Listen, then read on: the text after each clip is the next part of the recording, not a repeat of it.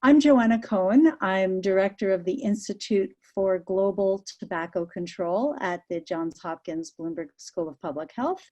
And I am delighted to introduce our Innovations in Tobacco Control series speaker for today, Dr. Ben Hawkins.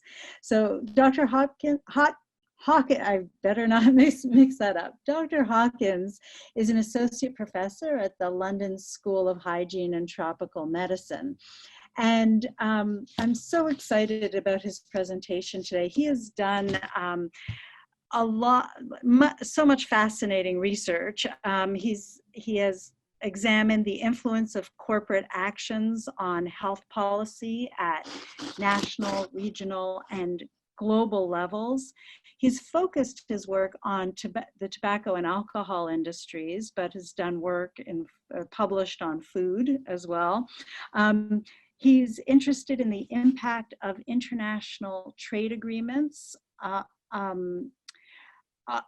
and on global tobacco control policies. He's also worked on the use of scientific evidence in health policy. He's looked at corporate lobbying. He has studied the consequences of trade and investment, the investment environment for corporate political power and health policy making. And that's just like sort of high level. So lots of fascinating areas. Dr. Hawkins completed his PhD at the University of Edinburgh in international politics. He also got a Master of Science and Master of Arts at the University of Edinburgh. And he's recently written on a range of topics. He's very prolific. He's written on litigation, public-private partnerships, tobacco industry challenges to plain and standardized packaging. He's written on Article 5.3. And as I mentioned to him before we started, he's applied some key political science theories to agenda setting for these issues.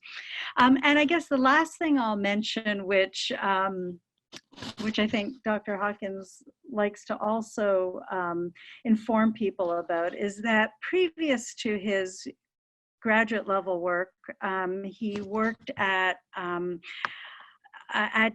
Diageo, Great Britain, as a business development executive, and his job was to maximize revenue for this alcohol company. So he worked in sales, and just so you know that some of the brands that this company produces that you may have heard of are brands like Johnny Walker, Crown Royal, Smirnoff, Captain Morgan, Bailey's, Guinness. So, you know, a lot of major international brands. So he comes, I assume he comes to this work with insights from that role and strategies that he had used or became aware of in that position as well. So I don't want to take up any more time. I'm really excited, Ben, that you're with us today, and I'm going to hand it over to you to talk about beyond tobacco exceptionalism. So thank you for being here. Thank you ever so much, Joanna, for the warm welcome and the very nice introduction there, and thank you very much for the invitation to speak as well. This has been a long time in the planning, and I think we'd originally discussed coming earlier in the year, and there are issues with my potential scheduling, and then this thing called COVID-19 came along, and it scuppered the possibility of that. So I'm really pleased and very thankful to have the opportunity today to do the presentation in a slightly different way to how we'd originally imagined it. So I'm just going to share my screen with people now. I've got a PowerPoint presentation that I'm going to sort of speak to today. So hopefully that's working, and people can see the presentation on the screen. I'm just going to, oh no, we want to go back. I'm just going to try and move move the kind of Zoom bit just to the side so I can see my own sort of screen a little bit better there. Yeah, as Joanna said, the title of the presentation today is Beyond Tobacco Exceptionalism, a Political Economy Approach to Public Health and health harming industries. And this is really a way in which I've tried to kind of think through some of the similarities and differences which exist between the tobacco industry and between research on the tobacco industry and research on other corporations and other sectors, most notably the alcohol industry. And as Joanna sort of mentioned in the introduction, I'm somebody who comes at this in many ways as an outsider to public health, or as an outsider to global health. My background is in politics and international relations, and I wrote my PhD about Britain or the United Kingdom's position within the European Union, and the kind of slightly bittersweet history of relations between the UK and other EU member states during the time that the UK was a member of the European Union, and demonstrating kind of no foresight at all in around 2010. I thought, well, that's kind of an issue that is sort of put to bed now, and we can move on and sort of work in other areas. And recently, in the last 4 or 5 years, I've kind of moved back to work on that topic again because of intervening events. But I came to work on health topics really by accident, and it was actually the fact that I'd worked in the alcohol industry previously that got me my job at the London School of Hygiene. Originally, I went there for 10 months to do a specific project about alcohol policy in the UK and corporate influence on alcohol policy in the UK. And 10 years later, I'm still there and working on alcohol-related topics, but also on tobacco. So I arrived at working on tobacco having already worked on alcohol, whereas many of my colleagues and the people I worked for and worked with had taken a different journey. They'd entered this idea of studying corporations and health through the experience of studying the tobacco industry, through studying internal tobacco industry documents that had been released as a result of litigation in the US, and then coming on to broaden that research agenda to look at other areas, the alcohol industry and food industry. And my experience of working on this led me to sort of question the seemingly very, very different approaches that were taken to alcohol and tobacco. And it brought me into contact with this idea of tobacco exceptionalism, which seems to be a very, very important rhetorical and political device that had been used by advocates in the tobacco control sector to push for, particularly interventionist forms of regulation and particular approaches to the tobacco industry that seemed impossible to pursue in terms of the alcohol industry.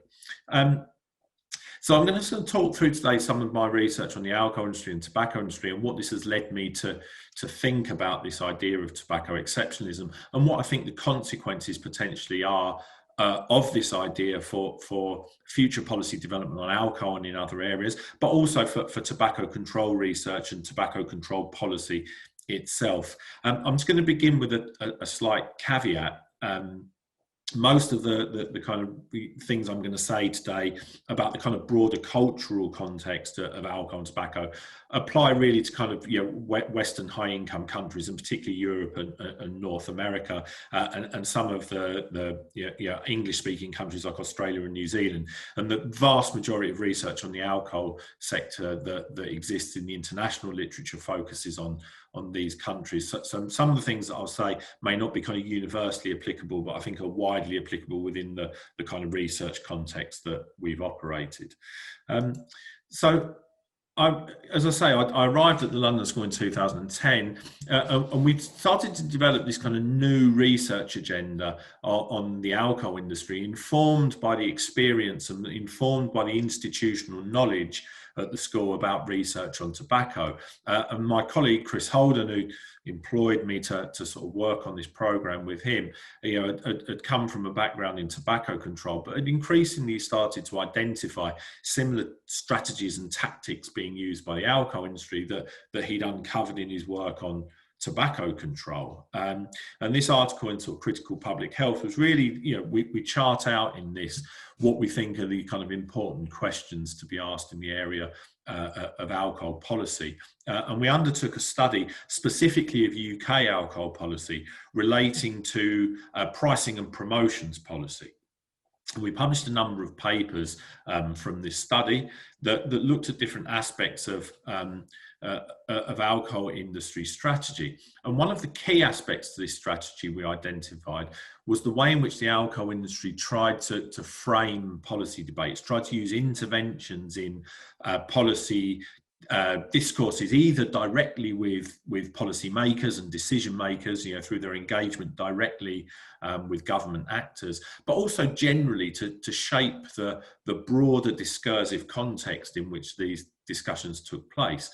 And we found evidence there that one of the key strategies that they employed was to try to underplay or to try to minimise the extent of the problem and of alcohol-related harm facing UK society, or to define that problem in particular ways that were amenable to their interests. So to make alcohol harms not about the population at large, but about a small subset of the population of particularly harmful or hazardous drinkers, or to frame the problem as being about young people on a Friday night, so that alcohol became a public order issue rather than a health-related issue. They then sought, as a result of that problem definition, to frame the potential solutions to that and to frame the correct policy response to that in ways that were amenable to their underlying commercial interests, so that these things become not about broad macro level or society level interventions, upstream interventions on price or advertising and availability that the evidence suggests is the most effective way to address these harms, but it became instead about things like targeted interventions for the most harmful groups, or promotion of individual responsibility, promotion of kind of self-regulatory or co-regulatory regimes versus mandatory codes. And we identified kind of various tactics through the use of PR agencies and media consultants that the industry used to try to shape their engagement in this discourse. Another key aspect of the industry strategy was political lobbying, and we identified that this lobbying took place at all stages of the policy process. And Joanna and I were talking before the presentation started about some of the different, kind of models of the policy process, Kingdom's multiple streams model and some of the other heuristic devices around, advocacy coalitions and the duration of the policy process through multiple stages or multiple phases. We found that the industry were active at the very, very earliest stage of the policy process, through the agenda setting phase, through some of the framing strategies that I've already described, right the way through to the policy formulation stage, the policy enactment stage, implementation and evaluation. And they have significant resources in terms of both their financial capital and also their human capital, so that they're able to be present in all forums. They're able to attend every meeting. They're able to put people forwards to participate in government bodies or government agencies. And they target the full range of policy actors, from ministers and ministers' advisors to members of parliament, civil servants, and also the kind of broader policy community, the NGOs, the public health community, as well as local and regional governments. And in the UK context, where many important aspects of health policy take place at a devolved level, so under the auspices of the Scottish government or the Welsh government, they were able to have a presence in all of these different decision-making forums. And their access to policymakers is extensive. Some quotes from interviews that we undertook in this study, and it says that they meet the public health minister 3 or 4 times a year. This was presented as being just a completely normal part of their activities and a completely normal part of the policy making process, that they'd have this regular and established cycle of meetings, and where particular issues came up, they would organise a lunch or some kind of other event to discuss those with ministers further. They were able to establish long-term relationships with ministers, so that when there was a problem and they picked up the phone, they knew who it was on the other end of the phone. They took the call.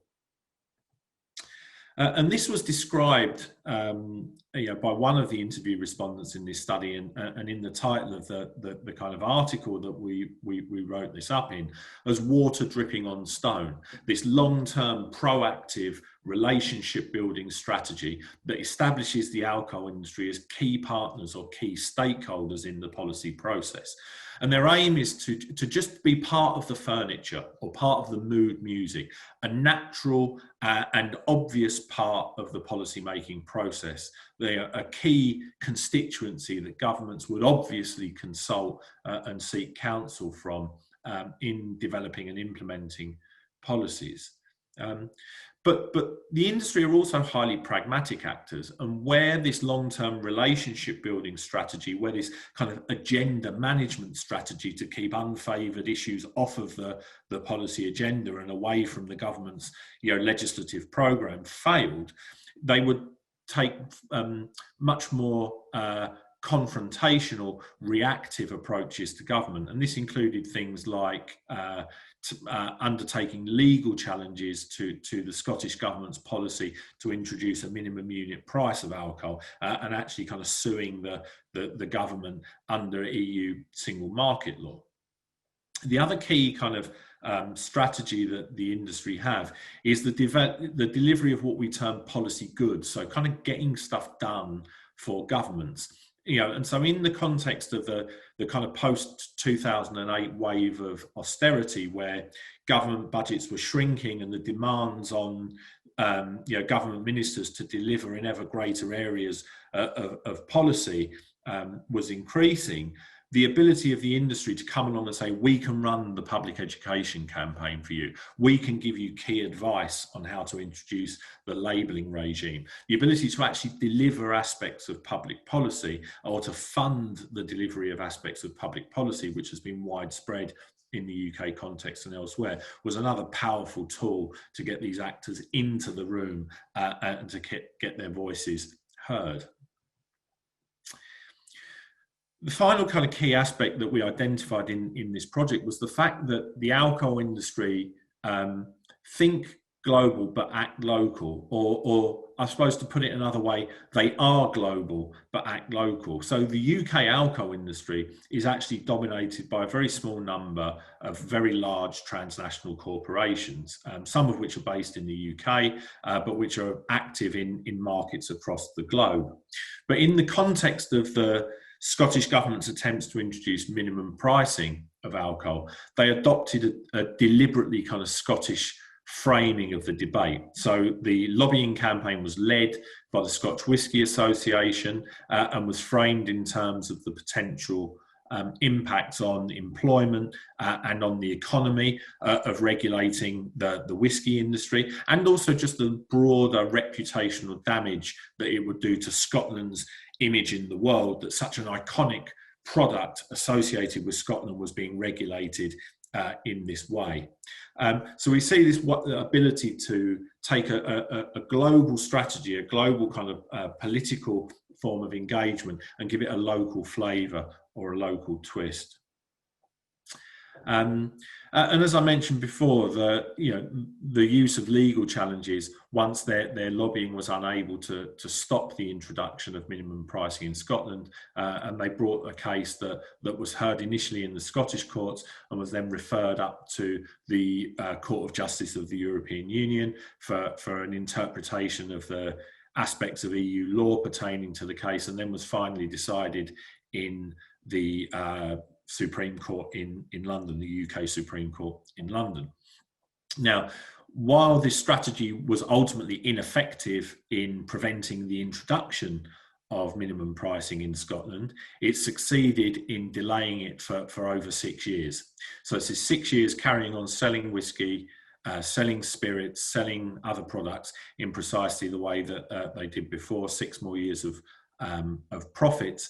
And also the threat of legal action we identified in a subsequent study also meant the introduction of what they term a sunset clause in the legislation, which means after a period of 5 years after the introduction of minimum pricing, the Scottish Parliament has to pass another resolution to keep the policy in place. So they managed to create, through this legal challenge and through the associated sort of pressure applied to the Scottish Government, a new mechanism which can potentially be used to repeal the unfavoured policy after a certain period of time. There was also evidence that the industry, exerted significant resources to try to shape the evidentiary content of policy debates through their submissions to the Scottish Government's consultation on minimum pricing. And we identified 4 key strategies they use, which is to misrepresent strong evidence in favour of minimum pricing, to promote weak evidence in favour of alternatives, and to make a number of sort of unevidenced and unsubstantiated claims around the apparent negative externalities or unintended consequences of the policy. And they promoted other alternative approaches, which in many cases weren't actually alternatives at all. They were things that could be done alongside minimum pricing, but were promoted as kind of mutually exclusive alternatives that they argued would be more effective, regardless of the fact that the evidence doesn't support that. Joanna also kind of mentioned in the introduction, I've worked on international trade agreements, and it was around this period of time where we started to work on the potential health effects of the EU-Canada trade agreement, or CETA, and also the now abortive transatlantic trade and investment partnership between the European Union and the United States. That it became sort of apparent that the approach that was being taken to tobacco and alcohol within these negotiations was radically different. But actually the health consequences of these agreements for alcohol and also for food were wide-reaching, and the tools that it created, for example, under investor-state dispute settlement mechanisms, that corporations in any of these sectors, corporations in the tobacco industry had used already to challenge standardised packaging of cigarettes in Australia, for example. These mechanisms could also potentially be used by the alcohol industry or the food industry or various other industries. And so it seemed to be a kind of clear and present threat to the potential to introduce health policies in these areas. But the discussions around potentially carving out or excluding tobacco from these agreements, which were most developed actually in the context of the Trans-Pacific Partnership Agreement, or the CPTPP as it's subsequently been sort of renamed, didn't seem to take account for the fact that actually these things would be equally problematic or potentially equally damaging in the areas of food and alcohol. And this kind of raised the question for me that why is it that these products, why is it that these industries seem to have such a different status within these trade negotiations? And one particularly kind of crass example of this was at the very same time that the Australian government were being sued at the World Trade Organization and also under the Australia-Hong Kong bilateral investment treaty, by the tobacco industry, or in cases in the case of the WTO, a case funded by the tobacco industry. At the same time the Australian government were resisting those cases, it was also sort of bringing a case against Thailand for attempting to introduce warning labels on alcohol packaging. So there seemed to be this almost like cognitive dissonance between the approach taken to alcohol and the approach taken to tobacco, even in the context of one of the most health conscious governments in the world, and a government that had really kind of pushed forwards the boundaries of what we thought was possible in terms of tobacco control and tobacco regulation. So I started to engage more with this idea of tobacco exceptionalism, this idea that tobacco is a uniquely harmful product, and that the industry behind it is a kind of uniquely dangerous or uniquely mendacious industry. And it seemed to manifest itself in various ways. So firstly, as I say, in the context of the trade agreements, but this also seemed to be reflected elsewhere as well. So the UN high-level meetings that have been held on non-communicable diseases excluded the tobacco industry. Around this time as well, the Olympic Games were held in London, and the Olympic Games proudly declared that they're tobacco free. And I think from memory, you couldn't smoke within the confines of the Olympic Park. But alcohol sponsorship was everywhere. Alcohol was available everywhere. And they, in fact, built the world's largest McDonald's right in the middle of the Olympic Village. It's since been deconstructed, but at the time it was the world's largest McDonald's. And it seemed to me a real contradiction that they would proudly say we're anti-tobacco, but at the same time, alcohol and fast food and other forms of health harming industry seem to be welcomed in. They seem to be given a seat at the table. They were identified as social partners by the UN and not social pariahs as the tobacco industry was. In the context of the European Union as well, we have an EU sort of tobacco products directive and really kind of strong, robust forms of legislation on tobacco control, but very, very little of equivalence on alcohol. We've got a now expired alcohol strategy. In the level of the WHO, we've got the Framework Convention on Tobacco Control versus a much weaker or much looser global alcohol strategy. In terms of the industry, you have Article 5.3 in the Framework Convention that explicitly precludes the engagement of government with the tobacco industry, or seeks to undermine the undue influence of the tobacco industry over policy. Whereas, the alcohol industry was recognised as a partner. And this affects all sectors, not just government, but also the way in which academics were willing to kind of engage with the alcohol industry and take money from the alcohol industry, the way that journals now, in many cases, refuse to publish research which is funded by the tobacco industry or undertaken in conjunction with the tobacco industry, but there's no similar preclusion on the alcohol industry or other sectors. And the rationale that was given for this, as I say, was the idea that tobacco is seen as uniquely harmful, the industry is uniquely mendacious, but also the idea that we know just much more about the tobacco industry than we do about the alcohol industry and other sectors. And none of these kind of rationales seem to justify such a radically different approach to the products in terms of policy and to the industries as well. So we began to question why this was the case, and particularly the argument there wasn't enough research on the alcohol industry, to justify policy approaches seemed a particularly weak one. And we thought, we better go and do some more research on the alcohol industry to find out sort of more about it. And we began to question whether this kind of narrative of tobacco as being kind of uniquely harmful and the industry being uniquely mendacious held up. So we took a political economy approach to it, and we tried to analyse and compare the two sectors in terms of harms, in terms of products, in terms of market structure, and then market and political strategy. So the way that the products are sold and the way that the industries attempt to sort of shape the policy environment. In terms of harm, I think there is some justification to the idea that tobacco is kind of uniquely harmful.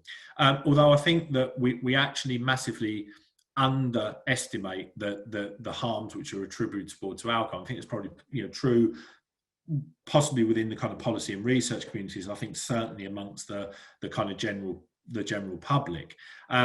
So some slightly out of date figures now that come from our article published in 2016 about kind of deaths annually attributable to alcohol and tobacco and percentage of global mortality. And again, tobacco is more harmful, but alcohol is also significantly harmful, and I would argue harmful enough to justify a far more robust regulatory framework than we have currently. A key difference, I think, is that there's no such thing as a harm-free cigarette, and there's no safe way to use tobacco products. Whereas, alcohol companies can argue legitimately that it's possible to drink alcohol safely in moderation. Although I would argue that the vast majority of the population, certainly in the country that I'm sitting in at the moment, massively overestimate what a safe level of consumption is, and in many cases, consume alcohol above that level. But it is, possible in principle, to drink alcohol at a low level, with a relatively or acceptably low threshold of harm. there is no way to do that with cigarettes, and 50% of long-term smokers will die as a direct result of smoking. So again, there is some weight, I think, to this argument about the differences between the products. And I would argue that, in terms of addiction, as well as kind of clear similarities. I think also we underestimate the extent to which, if we look beyond the kind of narrow definition of health effects, the extent to which alcohol is a really damaging sort of socio-economic product beyond simply harm. So its implication in intimate partner violence, in road traffic accidents, and these things, I think, also needs to be taken into account. There are also different industries as well, and when we talk about the tobacco industry, essentially what we're talking about is producers, whereas studies of the alcohol industry also include the kind of retail sector, so pubs and bars, but also supermarkets and shops that sell alcohol. So we have a different conception of what the industries are. And the alcohol industry is also much more diverse than the tobacco industry. So we have different product categories. We have beer, we have wine, we have spirits, whereas within tobacco, we have this kind of universal dominant product of the white stick cigarette. So again, there are important sort of issues and important differences. And as our kind of respondent quoted on the screen there says, alcohol is a fragmented industry. There's differences of interest between the different sectors, between the different product categories, and often even within the different product categories. So we focused our analysis really on the producer sector. We kind of bracketed out the retail sector in alcohol and sort of compared the producer sector in alcohol with the producer sector, which is the focus of most tobacco control research. And we identified actually very, very similar structures within the producer sectors of both industries. So both of them are dominated by a small number of large transnational corporations, which are active globally and pursue global strategies in the way that I described earlier for the alcohol industry. And it's important to note that size really kind of matters actually for these corporations. So the larger the corporations are, the greater control they have over things like market segmentation and pricing, and the greater effect they're able to have through things like advertising and marketing. And there's also evidence that the degree of transnationality also makes a difference to these things. So the more transnational corporations are, the greater their effect tends to be on levels of consumption. Again, through, I think, just the degree of sophistication and expertise they have in things like marketing.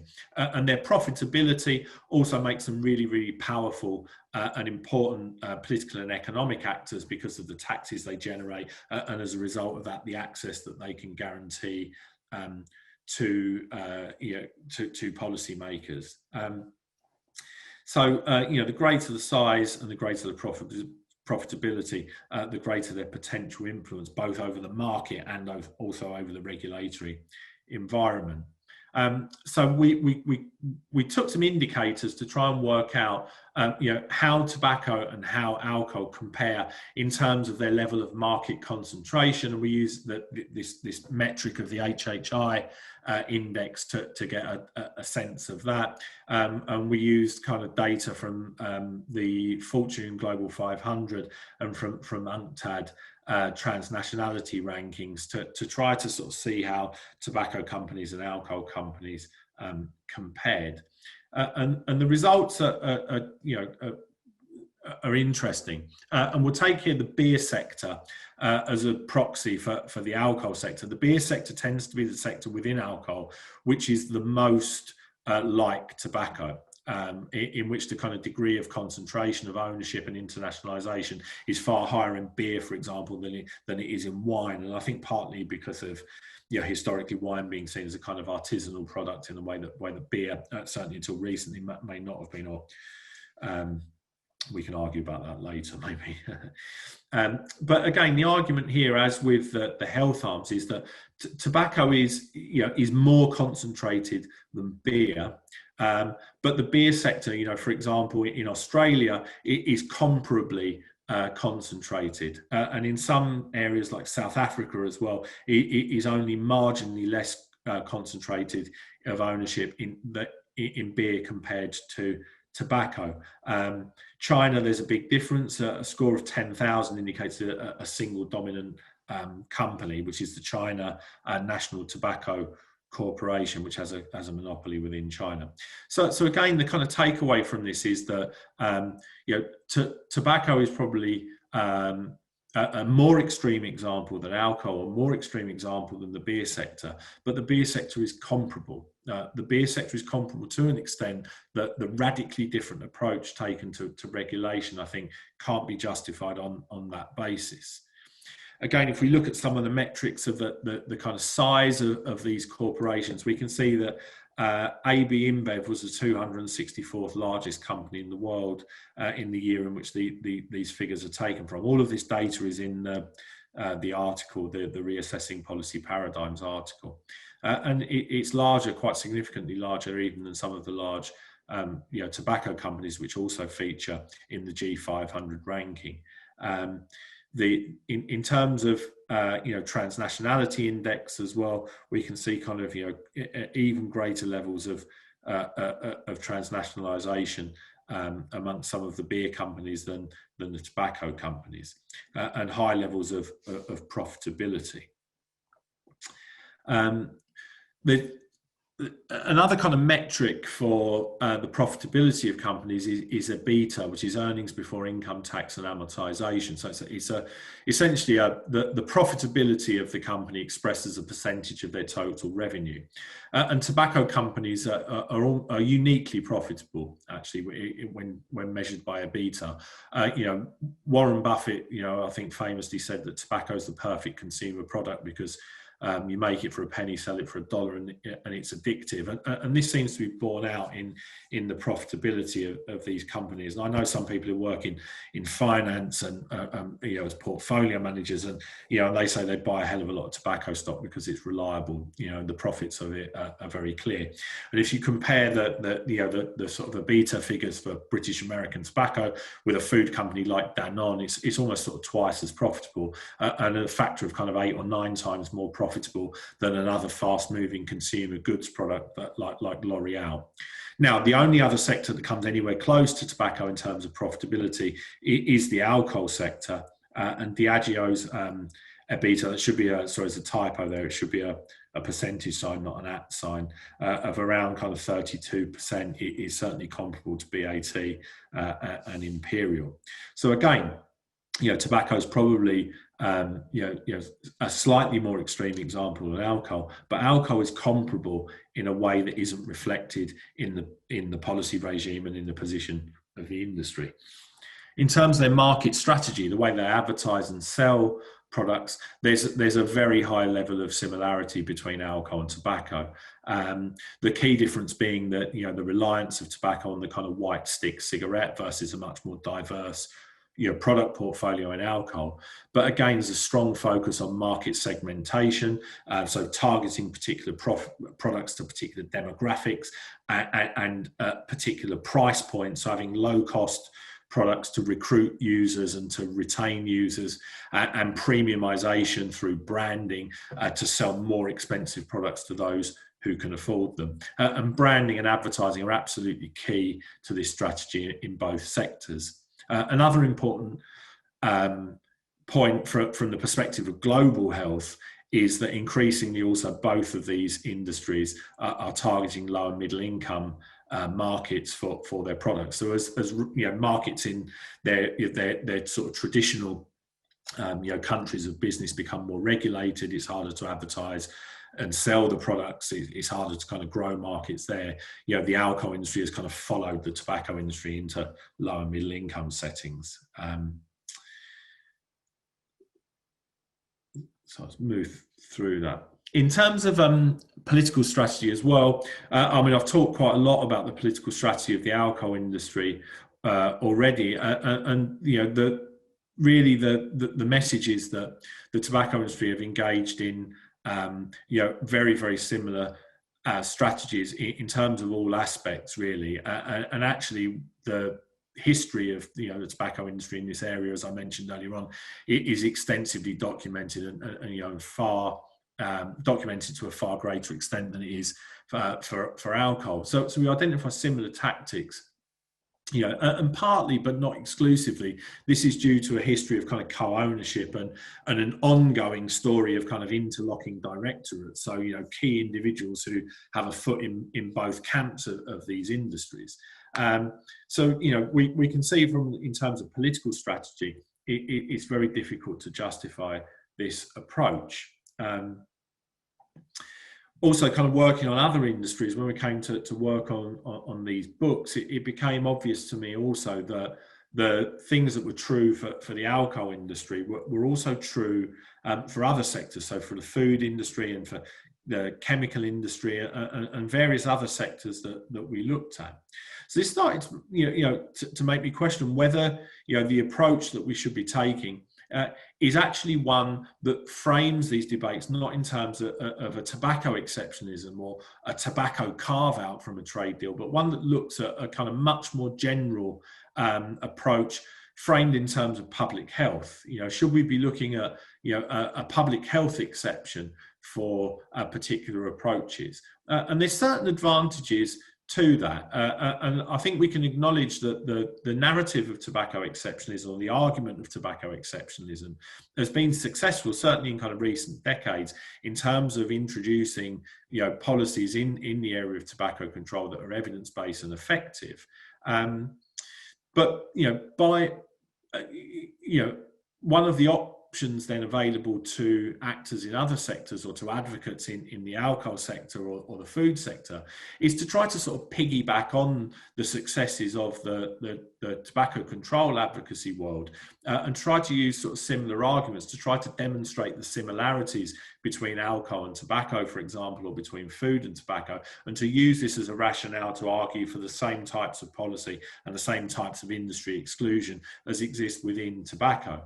But I think there are real dangers in this as well. And I was conscious of this, as I say, as we worked on this agenda under the auspices of a tobacco control grant. And we were often making arguments that people would say to us, goes, isn't this problematic for tobacco? You're arguing great for alcohol, for a more robust policy regime, but isn't this potentially undermining, some of the kind of good work and some of the achievements that have occurred in terms of in terms of tobacco control? And I think in some ways this underestimates the kind of resilience of the tobacco industry, and it overstates the extent to which I think tobacco is a kind of done deal or is a solved problem. And there's been multiple examples in recent years of kind of pushback by the tobacco companies and by tobacco industry advocates against exclusions like Article 5.3. So there's a survey of kind of government implementation globally on Article 5.3 found that it was minimal in many cases, or certainly suboptimal across the globe. So while we kind of proudly point to Article 5.3 as a great achievement, and the successes of it are not to be underestimated, I think it's easy to forget the extent to which we still have work to do to get effective implementation. That the delays in introducing the protocol on illicit trade and contraband trade, for example. We also looked at compliance of Article 5.3 in the European Union as a more in-depth case study, and we found exactly the same problems there in terms of actually having bespoke measures in place to implement Article 5.3 and issues around the EU's ongoing engagement with and involvement of the tobacco industry in its track and trace programme to tackle contraband cigarettes. There's also a study about tobacco industry interference at the 74th session of the United Nations, and pushback against the exclusion of the tobacco industry from these meetings in the context of the SDGs, looking for a kind of reappraisal of the way in which we engage with the tobacco industry, and arguing that they're legitimate actors paying taxes and deserve a seat at the table. So the tobacco industry, able to find friendly voices or to find people willing to argue its corner, even in these forums.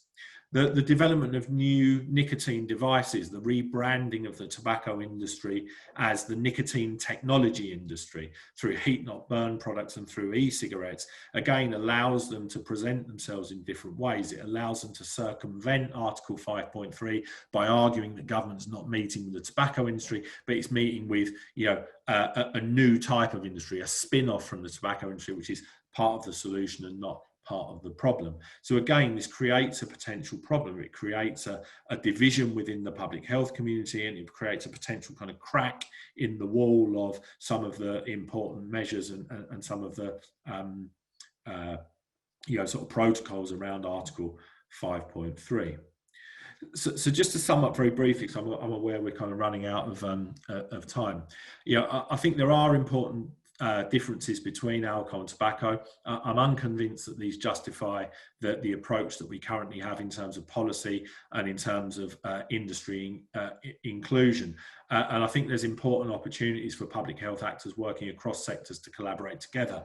But this comes with significant dangers that we could potentially undermine you know, some of the kind of progress that's been made on tobacco in recent years through this logic of tobacco exceptionalism. So I'm going to stop there, and I'm going to stop sharing my screen as well and pass back to Joanna. So thank you very much for listening, everyone. Yeah, fantastic. Thank you so much.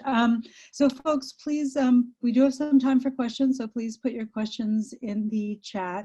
And maybe I'll just take the chair's prerogative and start.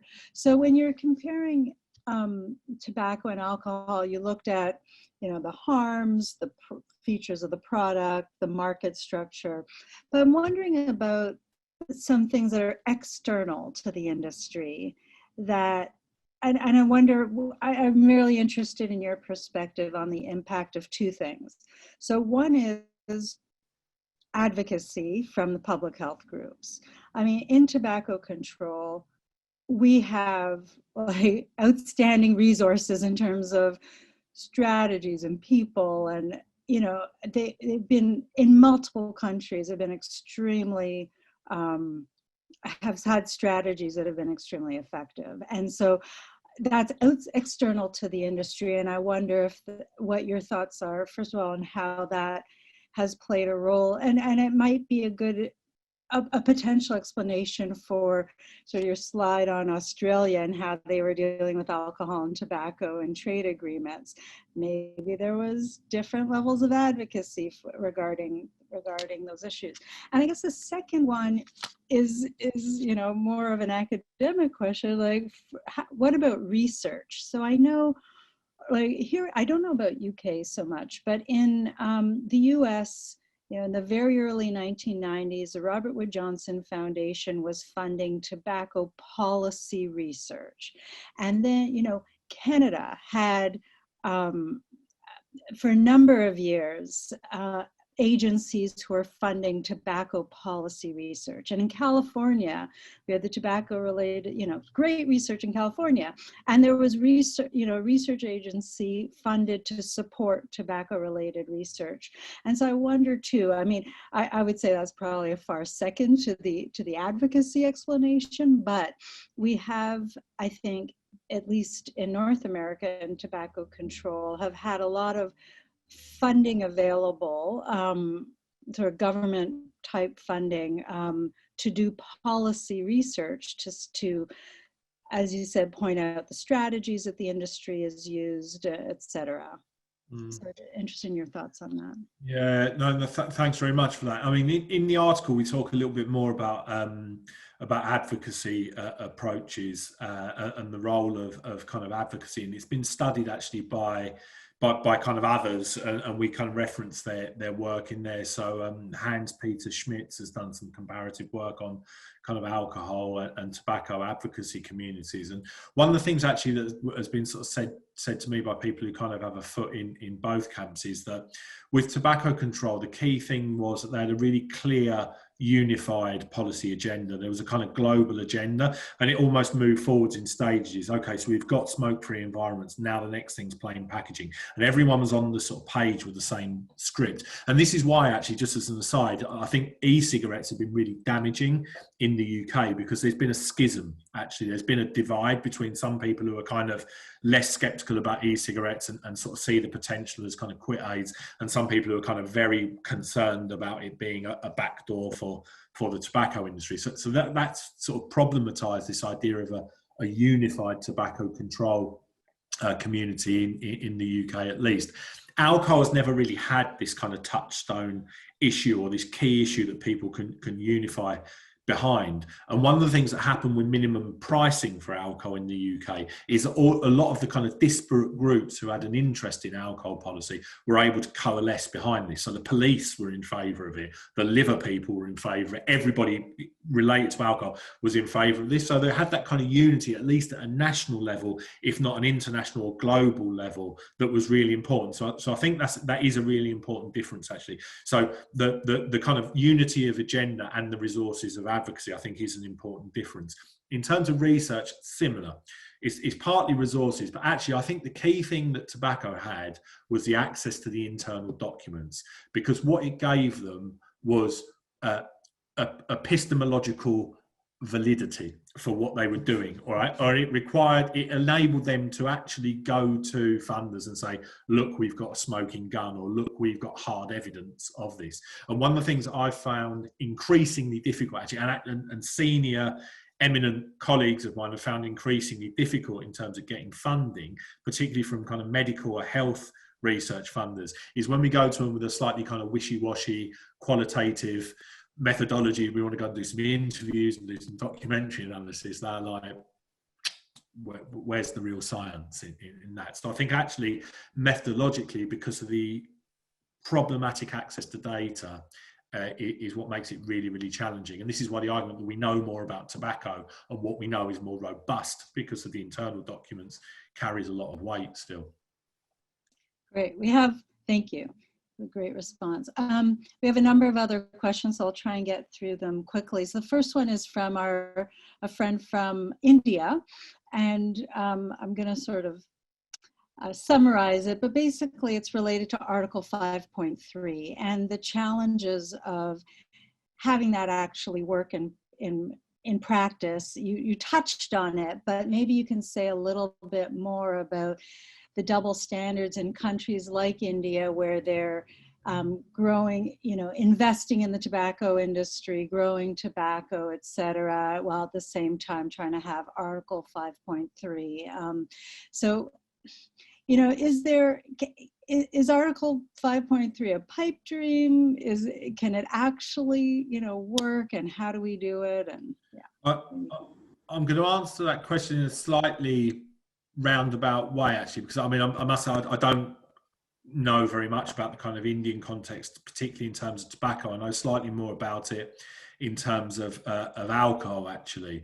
But one of the things I would say is that I think what's behind the question is the idea that governments wear different hats and take often radically different approaches to products when regulating them internally versus when they promote them externally. So the UK government has got a long and inglorious history, of regulating tobacco products at home whilst promoting the interests of British American tobacco overseas, or introducing minimum pricing of alcohol in Scotland whilst trying to promote whiskey as a key export commodity, not least of all in India, by the way. In fact, actually, one of the reasons that the EU-India trade agreement negotiations faltered was the UK government's insistence on kind of denomination of origin for whiskey and measures to kind of combat counterfeit Scotch whiskey in India. So I think there's absolutely these types of contradictions are at foot, that you have countries that are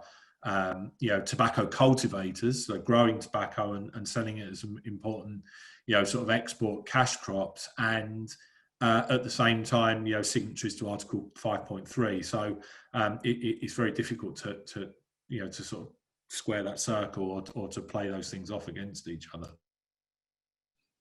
Thank you. So you talked about potentially working across silo areas of public. Hello. So there's a question that came up about how specifically might health advocates across these topic areas, like alcohol, tobacco, food, work together to counter the industry's longer term agenda management strategy. Yeah. So I think there's two ways in which I think this could potentially work, or two sort of things that I've been involved in personally recently that are relevant to this. So I recently reviewed an article that was advocating for a framework convention on global health, right? So some form of Hello. some form of resolution at a global level that My could. question has not been answered properly. Hello? Please go ahead. Go ahead, Ben. All right, sorry. Yeah, so to try to create some kind of document that can be used as the basis of a shared advocacy agenda. So setting out a kind of policy agenda, across sort of sectors that can be, can be the basis of sort of advocacy efforts. In the same way that the Framework Convention has set out a kind of sort of shared or kind of common sort of policy agenda there. And the other one is, I think, through kind of sort of research collaboration. So we're just finalising an article at the moment with a group of colleagues working across industries, like in the gambling sector, in tobacco, food, alcohol, that advocates for a systems-based approach, right, to understanding these things. So moving away from sort of silo-based research, which is based around a particular commodity, and actually trying to place that research agenda within a much broader kind of political economy. So a much broader, kind of macroeconomic understanding of sort of systems of production and marketing that look at commonalities across industries. So that are two ways sort of potentially that I think that this could be moved forwards. Thank you. So we just have a couple minutes. I don't think we're going to be able to get to everything, but let me just try and ask you the next two questions. I'll ask you both so you can answer them and take less time. So one question is about prohibition and the role that has played in maybe not allowing alcohol policy to move forward as much as tobacco. And then the second question is, do you see the differences between the tobacco and alcohol industries and policy as greater than the differences between, let's say, alcohol and food, or alcohol, maybe guns in the US, maybe pharmaceutical companies? So yeah, so those two questions. We might need to end it there. So sorry, the first question you cut out ever so slightly, Joanna. Can you use one word summary of what it was? Yeah, so prohibition and the role. Prohibition, exactly. Thank you. Yeah. So that's a really interesting question, and rhetorically, actually, the industry of kind of using, at least in the UK, this narrative of alcohol and tobacco sort of control advocates being kind of neo-prohibitionists. They use this kind of language very often, actually, to try to sort of denigrate what people are sort of pushing for. And I think actually, it's a widely kind of repeated sort of thing. Whenever I talk to kind of, when people at a party sort of ask you, or at dinner or whatever, ask you what it is you do, and I say, I do research about alcohol control. I say, well, prohibition didn't work. Right. So, I think there is this kind of psychological legacy, actually, even in the UK, just as a sort of distant cousin of the US, that this idea that, it led to the kind of growth of the mafia, and if you ban things and, put things underground. And I think there is a deliberate attempt to try and, to paint tobacco control as being a prohibitionist agenda. Whereas actually, what we want is just far better and more effective regulation. We don't want to ban stuff. We don't want to stop people, sort of drinking completely. But these things need to be regulated in a much more effective way, and that regulation needs to place the alcohol industry in its a more appropriate position than it exists at present. And the second question was the differences between tobacco and alcohol versus like other things. Sorry, I didn't bring a pen into this room, and if I don't note these questions, I always sort of forget. It's very difficult to quantify, actually. So, one of the metrics you could use is the amount of research that's published on each of these. So, tobacco kind of dwarfs everything else for the reasons I've explained. Food has actually been researched, to a far greater extent than alcohol, and that actually surprised me when we kind of did the review of the literature. I just assumed that alcohol was the kind of next one along the chain. But I think that, the different commodities pose different challenges, actually. So tobacco, there's no reason to smoke really, and you can't smoke safely in moderation.